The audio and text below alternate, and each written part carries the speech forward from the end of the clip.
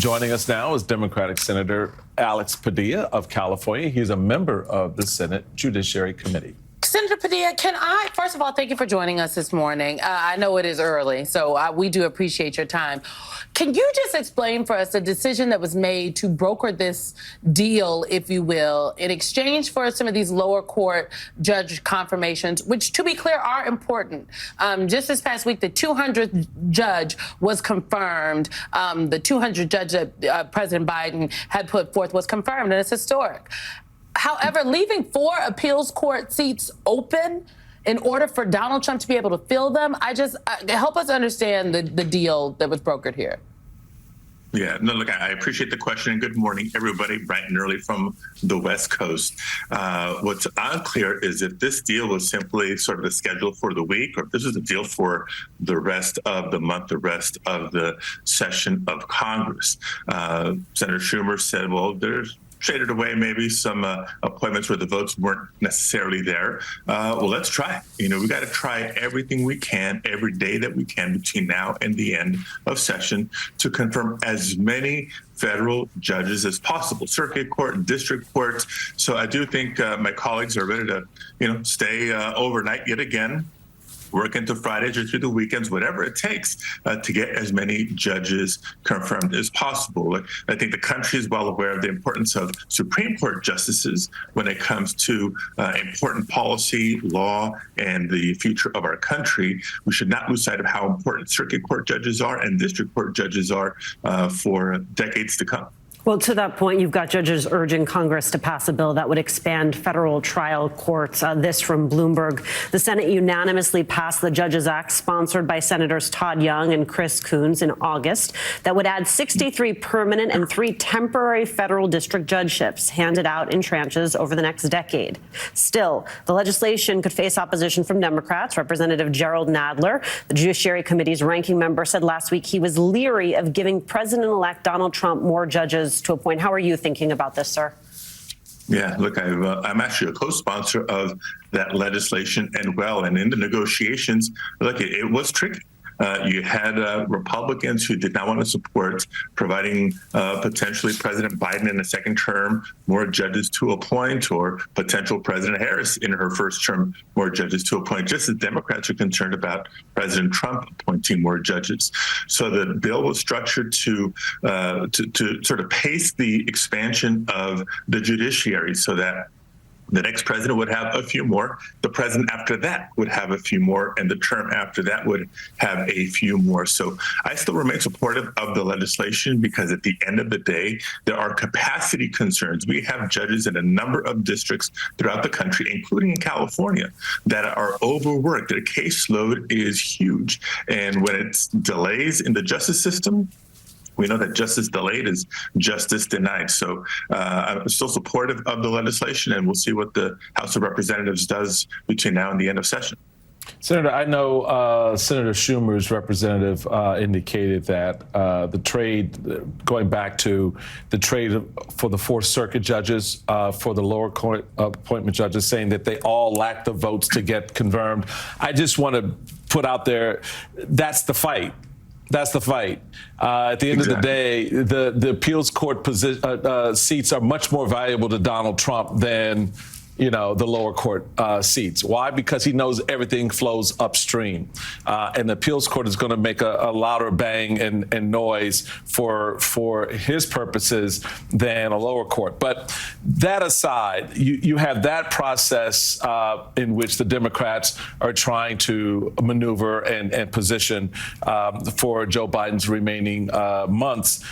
You have the Washington Post, on the other hand, reporting that Jack Smith's team is about to be fired by Donald Trump, noting President Donald Trump plans to fire the entire team that worked with Special Counsel Jack Smith to pursue 2 federal prosecutions against the former president, including career attorneys typically protected from political retribution.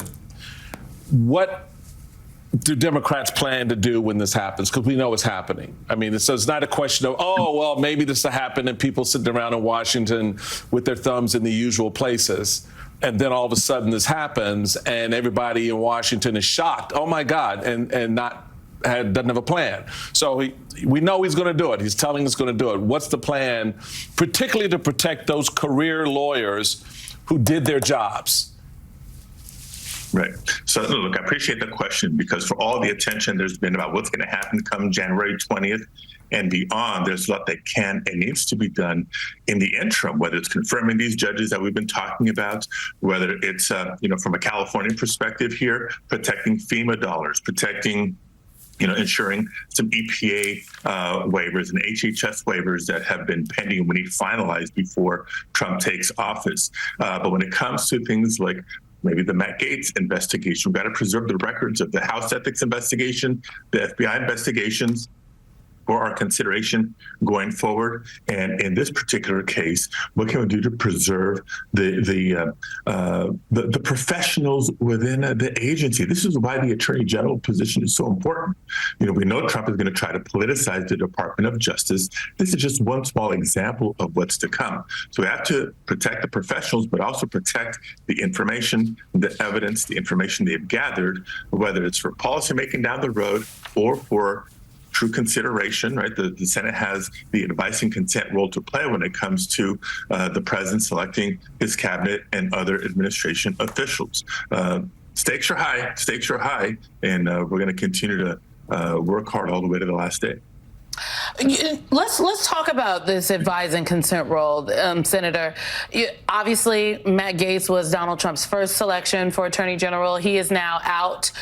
His new selection, Pam Bondi, she has not been accused or investigated for paying for sex with an underage person. Okay, but Pam Bondi has shown how willing she is to use her authority to help Donald Trump. This is from the Washington Post. In the wake of Trump's 2020 election loss, Bondi was one of a coterie of Trump allies who barnstormed the country to allege that the election results were suspect. She traveled to Pennsylvania, where she appeared at press events with longtime Trump advisor Corey Lewandowski and former New York Mayor Rudy Giuliani. She was no longer the Attorney General of Florida at that point, but her past title was still used in news reports and news conferences, partly as a means of establishing her authority. Pam Bondi is actually, at least has the basic qualifications to serve as Attorney General. She did serve as Florida's top prosecutor for a number of years. She's been a active lawyer for, I believe, about 20 years of experience. What concerns do you have about former Florida Attorney General Pam Bondi serving as the country's Attorney General? Yeah, well, I think for starters, to President Trump's team and the transition team, nice try. I think a lot of people are saying they put out Matt Gaetz in the beginning, how crazy and nonsensical that was to try to make Pam Bondi look normal and much more easily confirmable. And so now the questions begin. And as California's former Secretary of State, for me, it starts with these false accusations of massive voter fraud in the 2020 election, that refusal to accept the results of the 2020 election.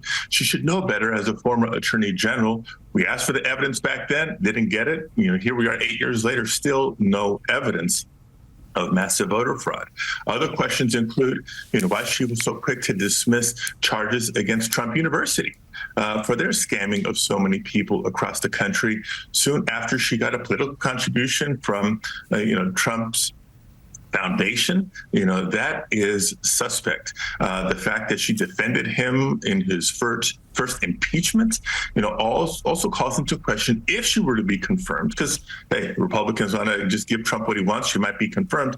Is she going to be an independent Attorney General upholding the Constitution of the United States, or is she planning to do Trump's personal bidding? We know what Trump wants. And so, looking forward to the confirmation hearing as a member of the judiciary. So, Senator, I have questions about Bondi. I'll ask you about them in the next block. But before we go to commercial break, I want to ask you about the funding fight that is being set up on the Hill right now. You got until December 20th. That's the deadline to fund the government, avert a shutdown.